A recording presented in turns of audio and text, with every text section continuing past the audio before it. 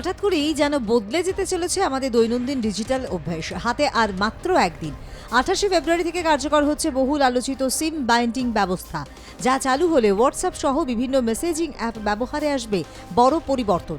এতদিন যেভাবে অনায়াসে সিম ছাড়া হোয়াটসঅ্যাপ ব্যবহার করা যেত, সেই সুযোগ আর থাকছে না। এবার থেকে যে নাম্বার দিয়ে কোনো মেসেজ অ্যাপ ব্যবহার করবেন, সেই সিম কার্ডটি ফোনে সক্রিয় অবস্থায় থাকতে হবে। মূলত সাইবার জালিয়াতি এবং ডিজিটাল প্রতারণা রুখতেই এই কড়া পদক্ষেপ কেন্দ্রের। আজকের দিনে হোয়াটসঅ্যাপে কেবল আড্ডার মাধ্যম নয়, বরং ব্যক্তিগত জীবন থেকে শুরু করে অফিসিয়াল কাজ, ব্যবসা বাণিজ্য, ব্যাংকিং পরিষেবা, পড়াশোনা, এমনকি সরকারি নানান পরিষেবার গুরুত্বপূর্ণ অংশ হয়ে উঠেছে। সকাল থেকে রাত পর্যন্ত একাধিক কাজ সম্পন্ন হচ্ছে এই একটি অ্যাপের মাধ্যমে।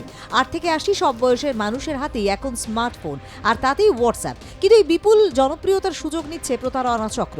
ভুয়ো নম্বর দিয়ে অ্যাকাউন্ট খুলে পরিচিতি সেজে টাকা চাওয়া, ভুয়ো লিঙ্ক পাঠিয়ে ব্যক্তিগত তথ্য চুরি, ফেক প্রোফাইল খুলে ব্ল্যাকমেল, এমন অসংখ্য অভিযোগ সামনে এসেছে। এতদিন প্রথমবার লগইনের সময় শুধু ওটিপি ভেরিফিকেশন হলেই চলতো।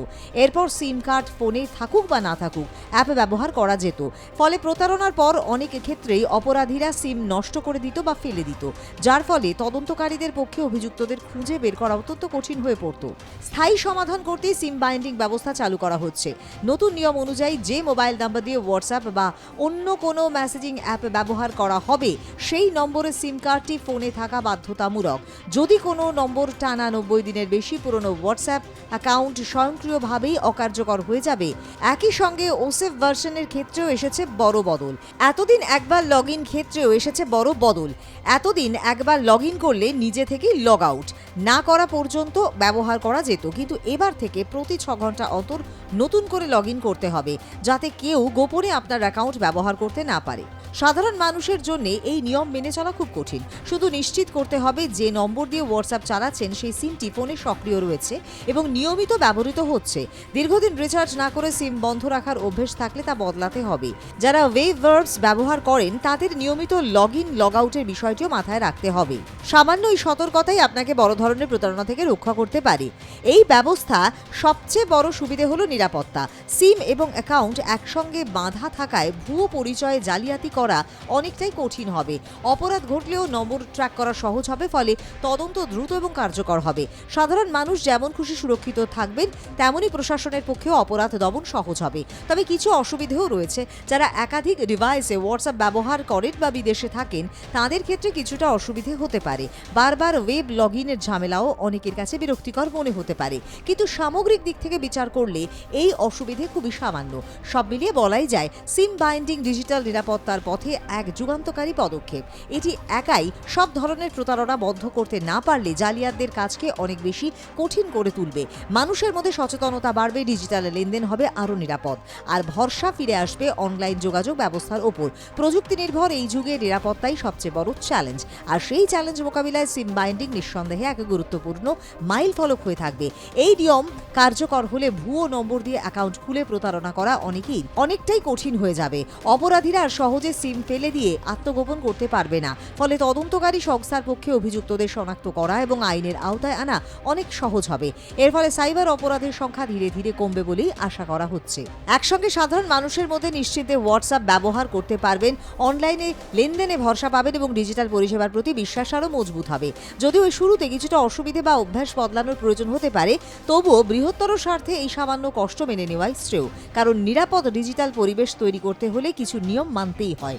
ভবিষ্যতে এই ধরনের আরও আধুনিক এবং শক্তিশালী সুরক্ষা ব্যবস্থা চালু হলে ভারতের ডিজিটাল পরিকাঠামো আরও সুদৃঢ় হবে, সাধারণ মানুষের জীবন হবে আরও নিরাপদ, আর প্রতারকদের জন্য ডিজিটাল দুনিয়া হয়ে উঠবে অনেক বেশি সংকীর্ণ এবং কঠিন। শেষ পর্যন্ত সিম বাইন্ডিং আমাদের সকলের জন্যই এক নিরাপদ, স্বচ্ছ এবং বিশ্বাসযোগ্য ডিজিটাল ভবিষ্যতের দিকে এগিয়ে যাওয়ার গুরুত্বপূর্ণ পদক্ষেপ। Our partnership is grounded in shared experience and shared aspirations. Our strong partnership not only serves national interests but also contributes to global stability and prosperity. Let us ensure that the friendship between India and Israel remains a source of strength in an uncertain world. Armed Israel खाए।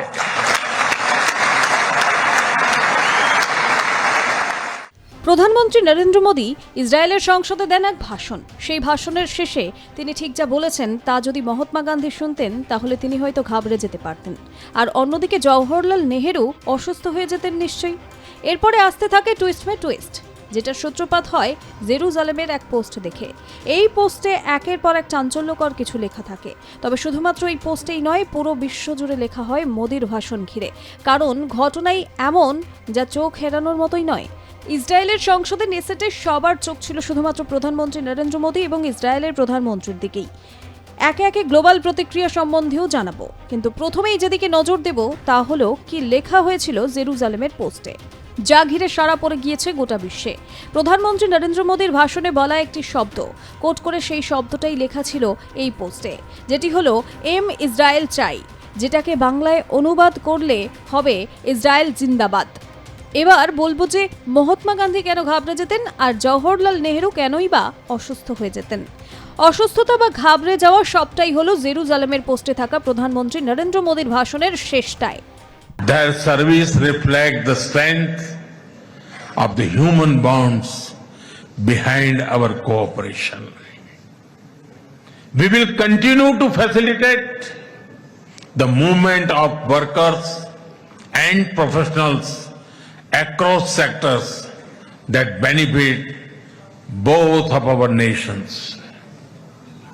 Honorable members, we are both ancient civilizations, and it is perhaps no surprise that our civilizational traditions also reveal philosophical parallels. In Israel, the principle of Tikkun Olam speaks of healing the world. In India, Vasudhaiv Kutumbakam affirms that the world is one family. Both ideas extend responsibility beyond immediate boundaries. They ask societies to act with compassion and moral courage. কারণ জওহরলাল নেহেরু এবং মহাত্মা গান্ধী সহিংস আন্দোলনের বিরোধী ছিলেন। দুজনেই এই বিদেশ নীতি মেনে চলতেন। ভারত ও মহাত্মা গান্ধীর এই নীতি বহু সময় ধরে মেনে চলেছিল। 1992 সাল পর্যন্ত ইসরায়েলের সঙ্গে কোনো রকম কূটনৈতিক সম্পর্ক গড়েই ওঠেনি ভারতের। কূটনৈতিক বিশেষজ্ঞরা মনে করেন ইসরায়েল সফরের শেষ দিনে ভাষণের শেষে যা বলেছেন তা মহাত্মা গান্ধীর নীতির একেবারেই সমর্থন করে না। এরপরেই সাড়া পড়ে যায় বিশ্বজুড়ে। ওয়াশিংটনের পোস্টেও বিশেষভাবে আলোকপাত করা হয় এই দিকে, যেখানে বলা হয় নরেন্দ্র মোদীর এই কথা ভারতের বিদেশ নীতির সঙ্গে মেলে না। পোস্টে লেখা হয়, বুধবার ভারতের প্রধানমন্ত্রী নরেন্দ্র মোদীকে ইসরায়েলের সংসদে সাড়ম্বরে স্বাগত জানানো হয়। এটাও বলা হয় মোদীর সময় ভারত এবং ইসরায়েল বেশ কাছাকাছি এসেছে। এর মানে ভারতের বিদেশ নীতিতে বদল এসেছে, ঠিক যেরকম আগে দেখা গিয়েছিল ভারত এবং ফিলিস্তিনীয়দের মধ্যে। ভারত 1992 সাল পর্যন্ত ইসরায়েলের সঙ্গে কোনো রকম ডিপ্লোম্যাটিক সম্পর্ক বানায়নি। মোদির ইসরায়েল সফর দুই দেশের মধ্যে আর্থিক সুরক্ষা সংযোগ ব্যবস্থাকে আরও উন্নত করবে।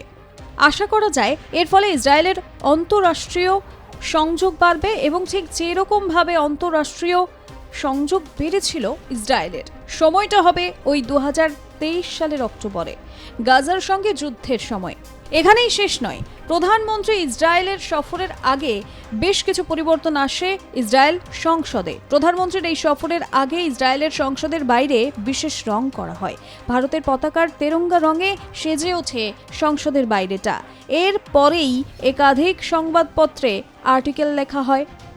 বিদেশেও ভারতের কতটা প্রভাব রয়েছে তার কিছুটা ইঙ্গিত দেয় এই পদক্ষেপ, যা এই ব্যাপারটাকে উল্টোভাবেও বলা যায়। ভারত ইসরায়েল বা মধ্য পূর্ব দেশগুলির সঙ্গে একটা ভারসাম্যপূর্ণ আচরণের চেষ্টা করছে। তবে এসব তো ভালো কথাই, দুদেশের মধ্যে সম্পর্ক ভালো হবে, যোগাযোগ ব্যবস্থা বাড়বে, কিন্তু ওই যে একটা রয়েছে কারোর পৌষ মাস তো কারোর সর্বনাশ। এর ফলে চিন্তায় পড়েছেন আমেরিকার প্রেসিডেন্ট ডোনাল্ড ট্রাম্প। এরকম সম্পর্ক ধীরে ধীরে বাড়তে থাকলে ট্রাম্পের প্রভাব কমতে পারে, ভারতের প্রভাব দৃঢ় হতে পারে মধ্য পূর্ব দেশগুলিতে। দেখতে গেলে এখনো পর্যন্ত ভারতের বিদেশি প্রতিরক্ষা ব্যবস্থা অতটাও শক্তিশালী নয় বাকি দেশের তুলনায়, কিন্তু দেখতে গেলে যুদ্ধ এখন টেকনোলজি নির্ভর হয়েছে। সেখান থেকে দেখতে গেলে ভারতের কাছে অত ভালো টেকনিক্যাল সরঞ্জামই নেই, যার জন্য সে যুদ্ধ তুড়ি মেরে জিতে যেতে পারে ভারত। এই জায়গায় দাঁড়িয়ে ইসরায়েল ভারতকে সাহায্য করতে পারে। এই পরিস্থিতিতে দাঁড়িয়ে গলফ নিউজের এক রিপোর্টে উঠে আসে দুদেশের সম্পর্ক, যেখানে বলা হয় বেঞ্জামিন নেতানিয়াহু আর ওনার স্ত্রী ঠিক যেভাবে ভারতের প্রধানমন্ত্রী নরেন্দ্র মোদীকে স্বাগত জানিয়েছেন, তার থেকে বোঝা যায় আগের থেকে কতটা ভালো হয়েছে দুদেশের সম্পর্ক। এখানেও বলা হয় ভারত বরাবর ফিলিস্তিনীয়দের সমর্থন করে এসেছে, কিন্তু 1992 সালের আগে ভারতের সঙ্গে ইসরায়েলের কোনো রকম সম্পর্ক ছিল না, কিন্তু সময়ের সঙ্গে সঙ্গে সেই সম্পর্ক ভালো হয়েছে। আরও এক সংবাদ মাধ্যম বলছে মোদির তার ভাষণে গাজায় হয়ে যাওয়া হামলা নিয়ে একটিও শব্দ খরচ করেননি, তাই মনে করা হচ্ছে মোদির কাছে সম্পর্ক দৃঢ় করা হলো একটা স্ট্র্যাটেজি মাত্র, যা ইকোনমি এবং আইডিওলজিক্যাল অবশ্য। প্রধানমন্ত্রী নরেন্দ্র মোদী ইসরায়েল সফর সারেন এবং সেখান থেকে তিনি দুই দেশের মধ্যে সম্পর্ক আরও জোরদার করার জন্য বড় ঘোষণা করেন। ইসরায়েলকে সম্বোধন করে প্রধানমন্ত্রী মোদী জানান ইসরায়েল এবং ভারতের মধ্যে একটি মুক্ত বাণিজ্য চুক্তি নিয়ে আলোচনা শুরু হয়েছে। তিনি আরও জানান দুটি দেশ শীঘ্রই এটি চূড়ান্ত করতে পারে। প্রধানমন্ত্রী মোদীর ঘোষণার মাত্র কয়েকদিন আগে মুক্ত বাণিজ্য চুক্তি নিয়ে আলোচনা শুরু হয়েছিল। দুই দেশের মধ্যে মুক্ত বাণিজ্য চুক্তি সংক্রান্ত প্রথম দফার বৈঠক 23 ফেব্রুয়ারি শুরু হয়েছিল। 26 ফেব্রুয়ারি পর্যন্ত চলা এই বৈঠকে উভয় দেশের প্রতিনিধিরা উপস্থিত থাকেন। ধারণা করা হচ্ছে যে মুক্ত বাণিজ্য চুক্তি নিয়ে শীঘ্রই দুই দেশ একমত হতে পারে। ব্যুরো রিপোর্ট, আর প্লাস নিউজ।